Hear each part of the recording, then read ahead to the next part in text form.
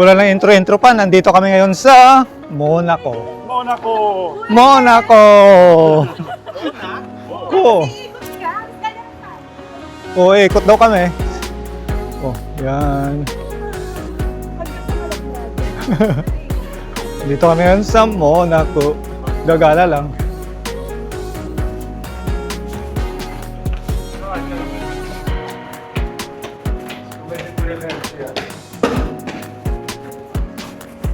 So, papunta tayo ngayon sa Kastelo ng Monaco.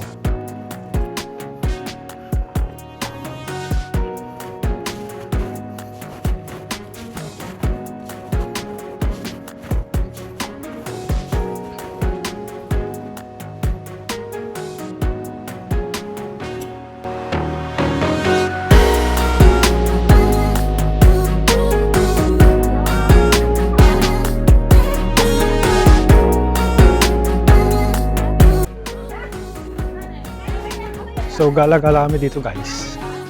So ito yung first stop namin. After this, pupunta pa kami ng Nice, France at doon kami mag-overnight. So dahil daanan din naman to, dumaan na din kami dito sa Monaco. Nakikita nyo sa likod yung mga yate. Ayan. At dyan na din yung racetrack ng Formula 1.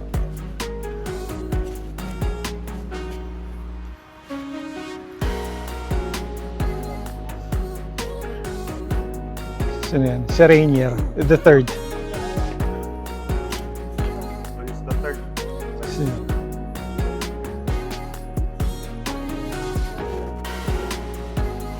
So ito yung CEO namin, si Madam Rosella.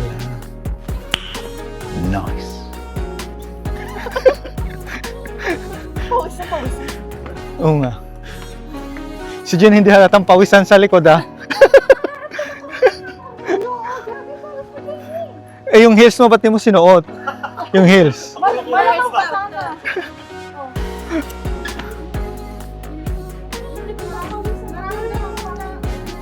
Dito nakatira yung ano no, king nila. No.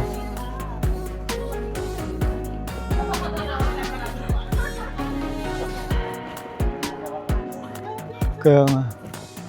So guys, nandito kami sa castle ng Monaco. Kung saan din nakatira ang kanilang king. Kaya nga. Ang ganda.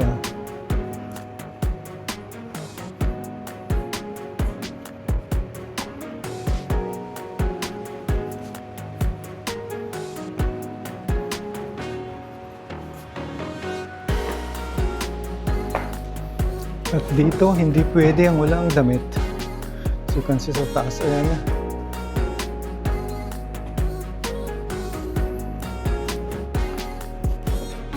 Tulog siguro ang hari.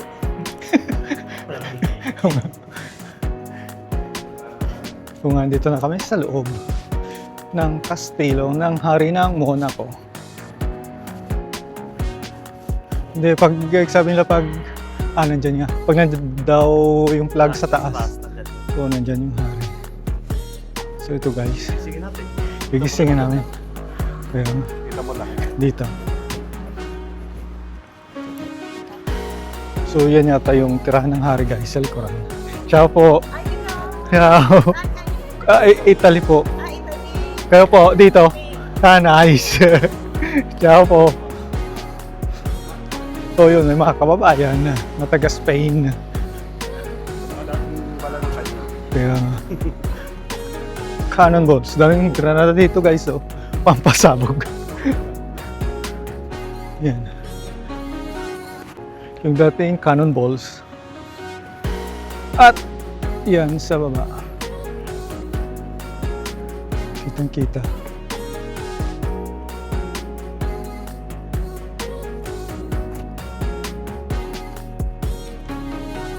So yung sa baba pala guys na daan, nagiging racetrack din yan ng Formula 1.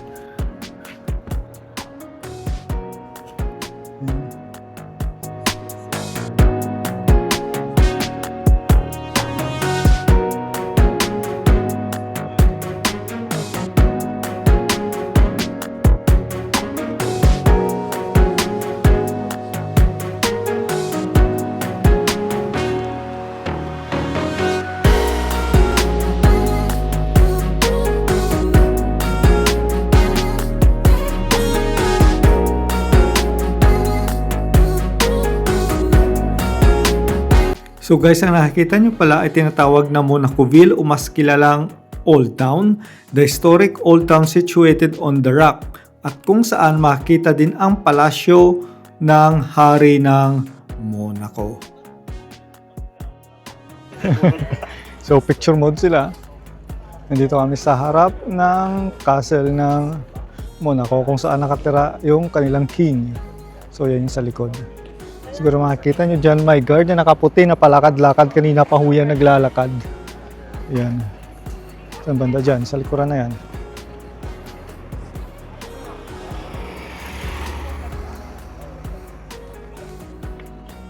So ito yung mga kasamahan ko guys.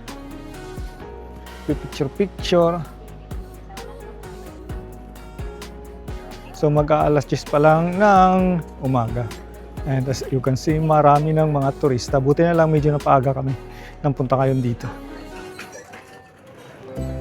So mga feeling turista din kami dito ngayon. Yung madam namin, di kami taga-bodyguard. Basta naglalakad na may pamaypa yung mga madam ho yan.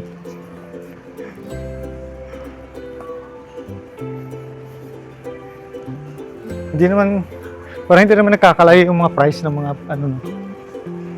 Kunti lang naman yung diferensya.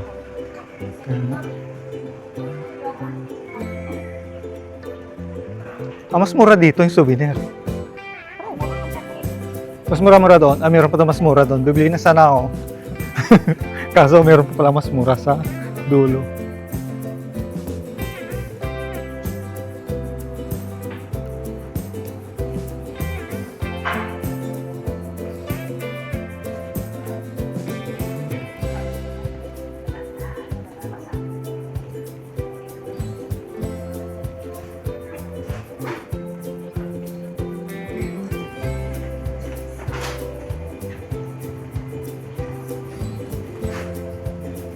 Ito parang market nila. Ang ganda naman dito.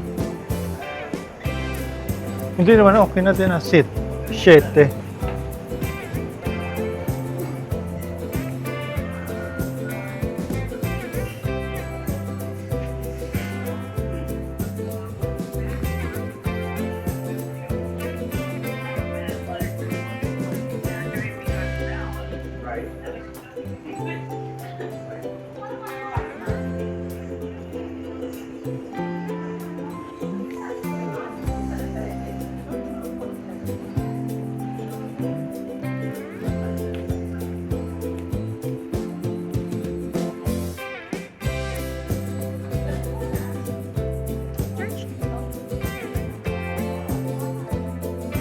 Part pa ng palace to. Hindi simbahan.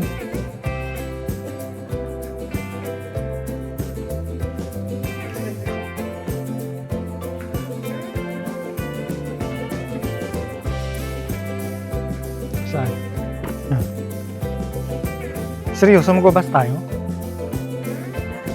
Ha? Oo. May... sa akin, ayos lang. Oo. Siyempre.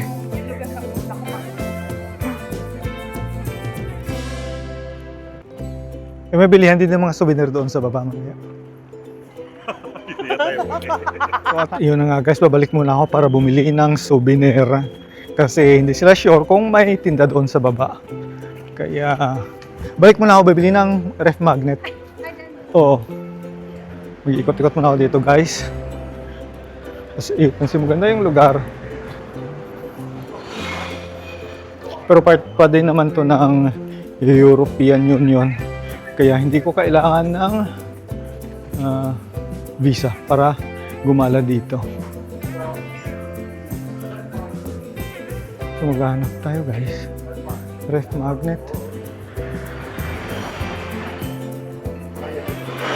Dapat may pangalan muna ko. Isa 4. So you can see. €4.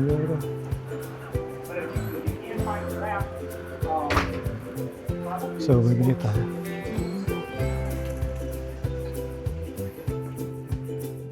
So meron akong nakita guys.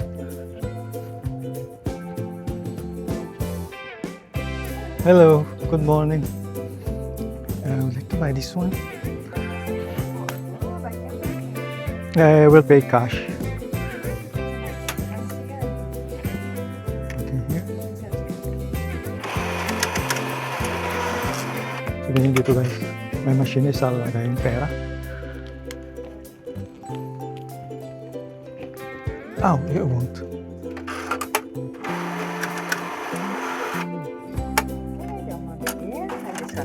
Thank you so much. Have a good day. Bye.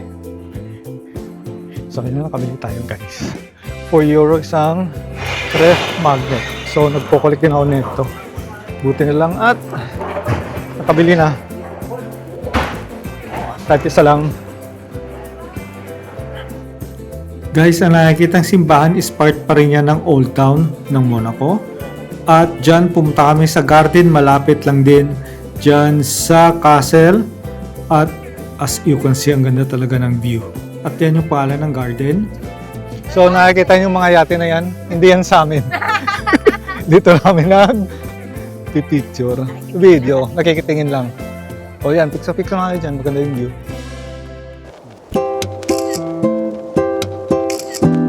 Yung mga kasamahan ko nasa taas, dito ako sa baba, as you can see guys. And the view. Ayan, sa ibang part. So iba talaga guys, ang ganda ng Monaco. Diyan tayo, dito. At guys, pinagpatuloy namin yung pag-iikot sa garden na to. At dito medyo maganda kasi hindi sobrang mainit at mapuno yung garden nila. So shout out sa kay nanay at tatay at sa kay Jean. Nakita nyo naman guys, sobrang init dyan. Tingnan nyo si Madam Jean. Hindi na alam kung ano yung gagawin habang naglalakad na mamaypay.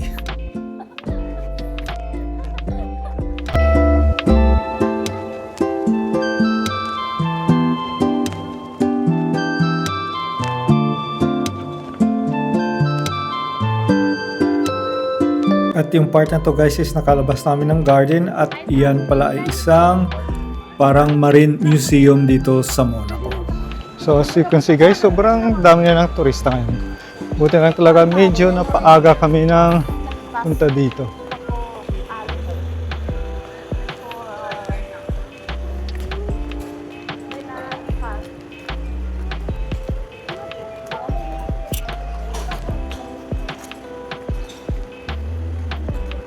Museum.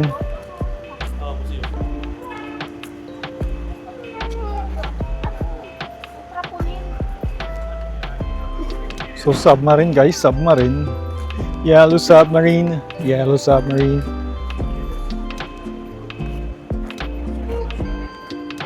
Ang laki ng museum. So guys, ito na nga, pagod na nga sila. Tingnan nyo yung pagmumukha, parang lagkit-lagkit na. Lalo na to, hindi nagsasalita. Gawin mo? Lapot na lapot na. Lapot na lapot na. Sobrang init ngayon. Kaya, ito may parkingan din pala dito sa baba oh. Monaco.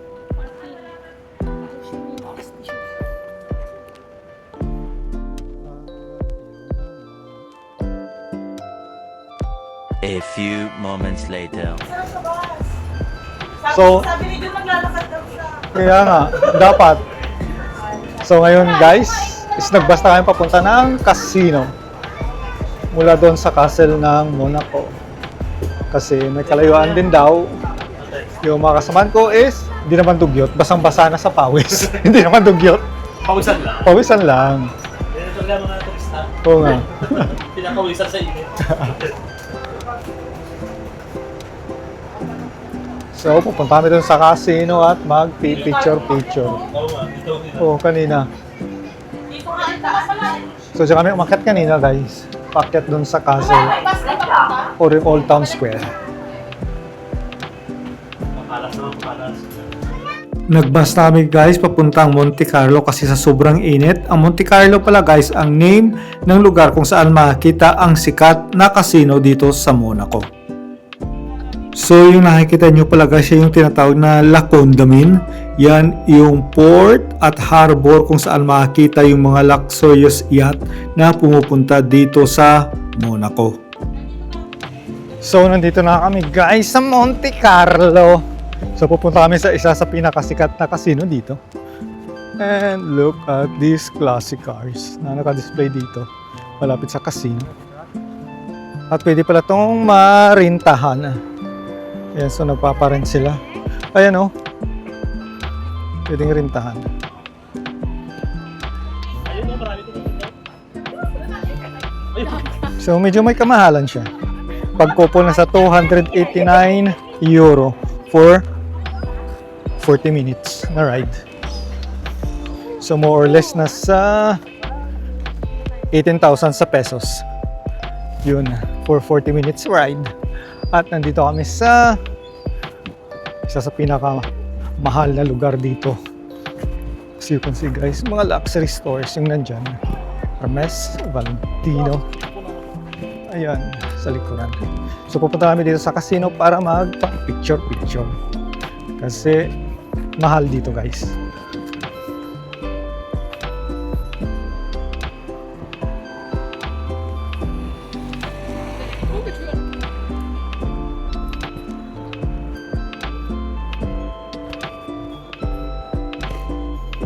Hello guys. Hello guys, magkakasino na. Magkakasino daw kami. Basta guys, pag may nakita mong Pilipino dito sa Europe na may pamaypay, mayaman yan. Lumapit lang kayo dyan. Ito yung casino guys. And marami ditong mga luxury cars.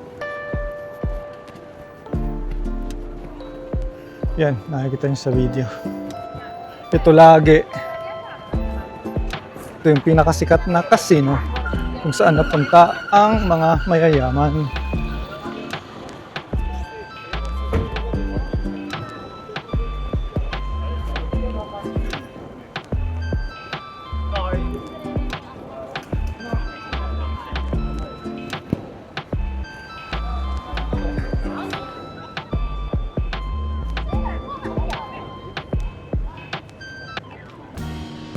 So guys, nandito tayo sa loob ng casino.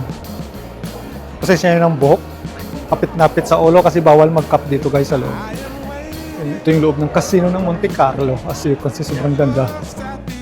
So guys, pag pumunta kayo ng casino dyan sa Monte Carlo, huwag nyo kalimutang pumasok para makita kung gaano kaganda yung loob guys.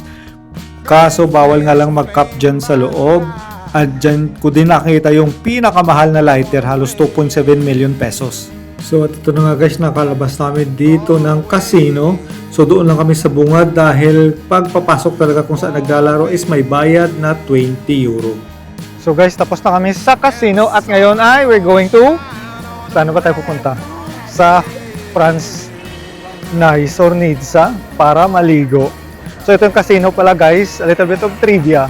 Nakita ito lagi sa TikTok na kung saan makikita yung mga 4 na M, yung mga matatandang mayaman na may mga girlfriend na mga bata. So, yun. Totalin yun guys. Of course, isa to sa may pinakamahal na lugar dito sa Europa. At magbabasta kami papunta ng parkingan. Ticket, yung papasok mo. Wala din naman nakalagay. So kaya nga guys, ito na lapot na kami. Nalalapot na sa pawis. At ito, maghihintay na lang ng bus papunta ng parking at pupunta ng France Nice. At magloloblob sa dagat. Dahil, bakit magloloblob? Dahil, Para mahugasan yung pawis. at At para... lapot na lapot. At para mag-lunch. Nag-lunch. Yun ang importante. A few moments later. Guys, nandito na kami sa Nice, France. Pagkagaling mo na ako. At ngayon, kainan na. And the bad thing is, nawala ko yung cover ng aking camera kaya hindi ko siya magagamit sa underwater. Sayang. So, ayan. Dito kami ngayon. Kapag lublog na, hindi ako napag-video kanina. Kainan mode na kami kanina.